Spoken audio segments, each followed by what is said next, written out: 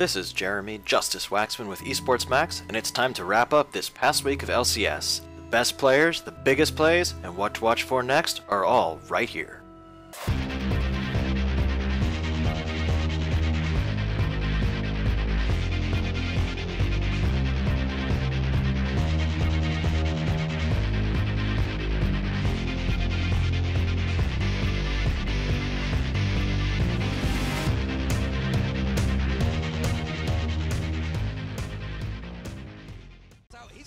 With the season almost over, the games are only getting more intense. Here are this week's most valuable players, starting with Europe. Ahri received a small buff in patch 4.12, and it's possible no one was happier about it than Super Hot Crew's Selfie.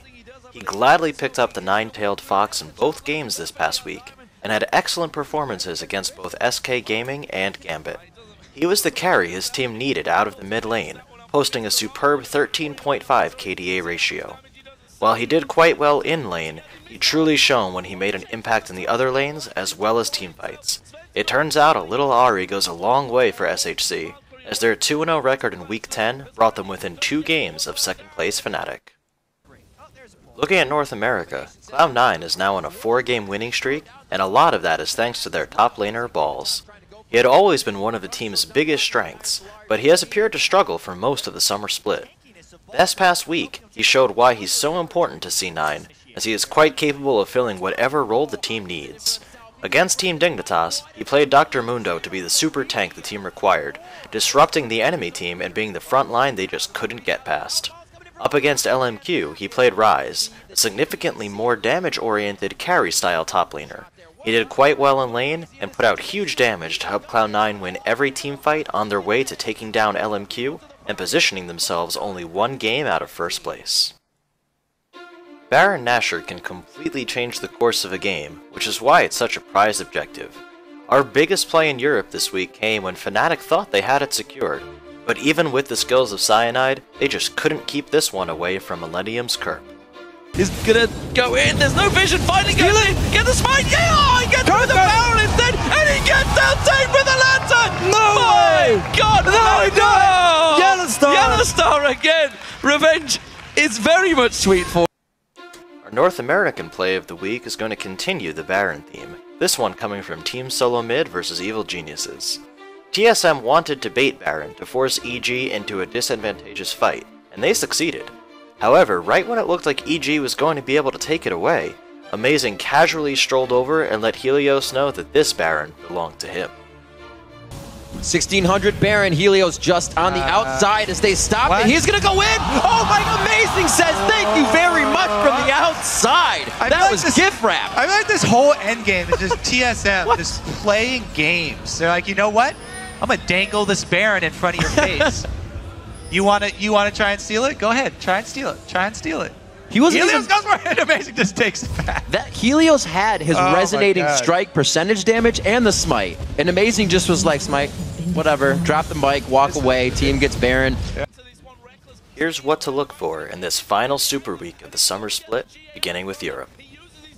After taking care of business against Fnatic in Week 10, Alliance made a statement by reasserting themselves as the top team in Europe.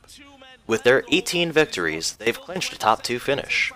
Will they be satisfied with that, and try not to press themselves too hard in Week 11 so they can be fresh for the playoffs? Or will they do whatever they can to make sure they have the top seed? Speaking of Fnatic, they have some work to do if they want to continue their streak of first place EU LCS finishes. The Super Hot Crew is only 2 games behind them, so they'll need to keep working hard during Super Week to keep their top 2 spot. Even if they do, they've only beaten Alliance once in 4 tries this split, but they're going to have to face them sooner or later in the playoffs in order to keep the crown. Our game to watch this week is Fnatic vs Super Hot Crew. Alliance has locked down one of those top 2 spots, but the other is up for grabs. The battle between second place Fnatic and third place Super Hot Crew might just end up deciding what team can avoid the first round of the playoffs. In North America, we're going to start by looking at 2 teams on the upswing, Cloud9 and Team Solo Mid. The top 2 teams from last split are making late season runs, after both dealt with their fair share of turmoil. Questions exist for both teams, as Cloud9 hadn't lost this many games in the last 2 splits combined, and TSM just recently made another roster swap by adding Lustboy. Who's going to claim a top 2 spot? Next, we're going to look at two teams trending in the opposite direction, Counter Logic Gaming and Team Dignitas. There were times this split that each appeared as though they might be the best team in the league, but both squads are dealing with losing streaks, disappointment, and questions about their true ability to compete with the best. CLG has locked in a playoff spot, and Dignitas is one win, or one complexity loss, away from doing so as well. However, both teams are going to be looking for strong Super Week performances to get momentum heading into the playoffs. There's really no question about which matchup is our game to watch this week in North America. Team Solo Mid will be facing off against Cloud9 on day 2, and with the teams tied to start the week, this one game could potentially decide which one will secure a top 2 spot and which will have to battle their way through the first round of the playoffs. That'll do it for the wrap-up this week. Don't forget to check back with us, as we'll have full coverage and statistics from every LCS game. For news, event coverage, features, and more, everything you need to know about League of Legends is right here on Esports Max.